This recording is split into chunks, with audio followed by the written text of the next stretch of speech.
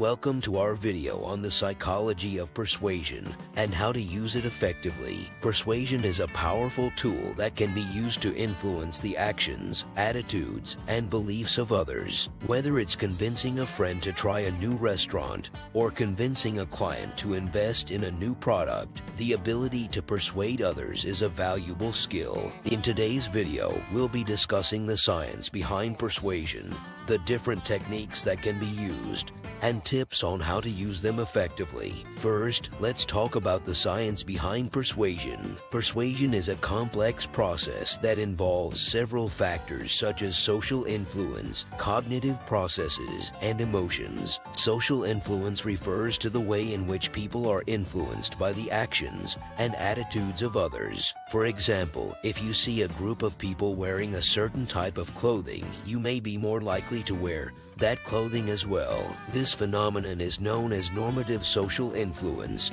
and is based on the idea that people conform to the norms of a group in order to be accepted and liked by others. Cognitive processes play a crucial role in persuasion as well. The way in which people think and process information can affect their decision making. For example, people are more likely to be persuaded by an argument that is logical and well structured rather than one that is illogical or disorganized. This is known as the elaboration likelihood model, which states that people will be more likely to be persuaded when they are able to process information in a thoughtful and reflective manner. Additionally, people are more likely to be persuaded by arguments that align with their current attitudes, beliefs, and values. This phenomenon is known as cognitive dissonance and is based on the idea that people will seek to reduce the discomfort caused by conflicting information by aligning their beliefs with the information being presented to them.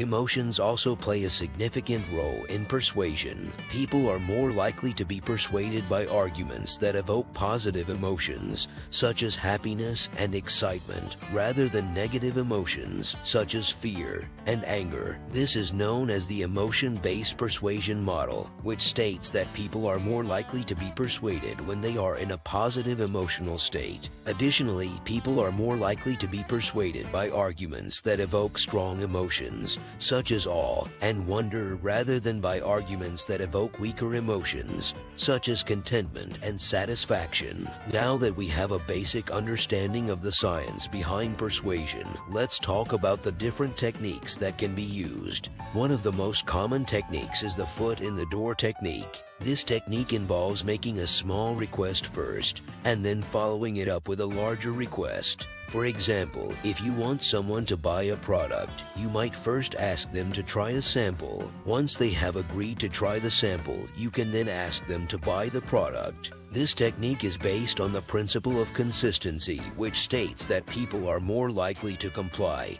with a request if they have already agreed to a similar request in the past. Another technique is the door in the face technique.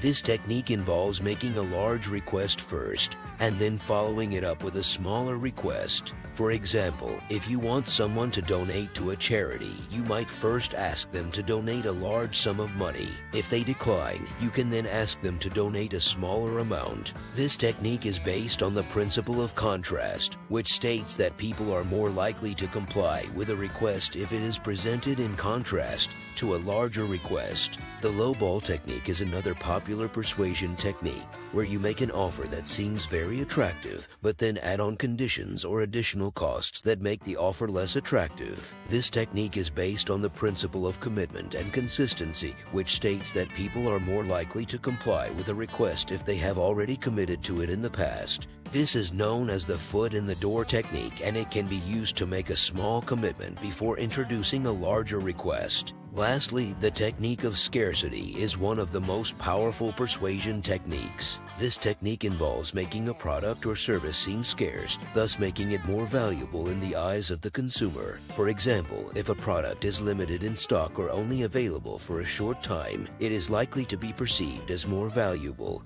and thus more likely to be purchased. This technique is based on the principle of scarcity, which states that people are more likely to desire something that is rare or in limited limits apply. Additionally, the technique of social proof, which is based on the idea that people will be more likely to comply with a request if they believe that others are doing the same, is often used in conjunction with the technique of scarcity to further increase its effectiveness. Now that we've covered the different techniques, let's talk about how to use them effectively. One important thing to keep in mind is that persuasion should always be ethical. It is important to be honest and transparent about the intentions and benefits of your request, and not to use manipulation or deceitful tactics. Additionally, it's important to be aware of the potential consequences of persuasion and to use it responsibly. Another important factor to consider is the audience. It's important to understand the people you are trying to persuade, their values and beliefs, and tailor your message accordingly. For example, using different techniques or language when trying to persuade a senior citizen versus a millennial. Additionally, it's important to be aware of cultural and individual differences when using persuasion, as what may be effective in one culture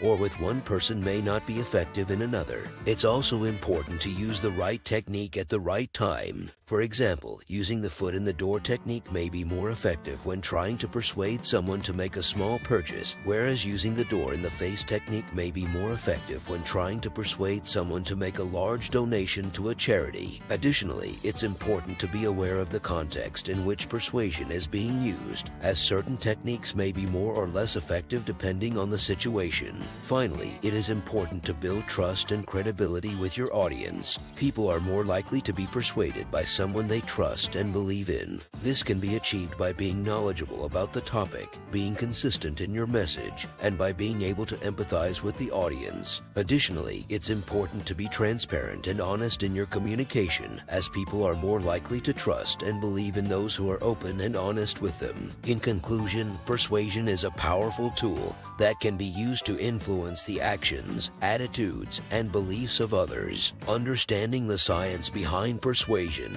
the different techniques that can be used, and how to use them effectively is crucial for success. Remember to always use persuasion ethically. Tailor your message to your audience, use the right technique at the right time, and build trust and credibility with your audience. Thanks for watching, and we hope you have a better understanding of the psychology of persuasion and how to use it effectively. Subscribe for your everyday dose of facts.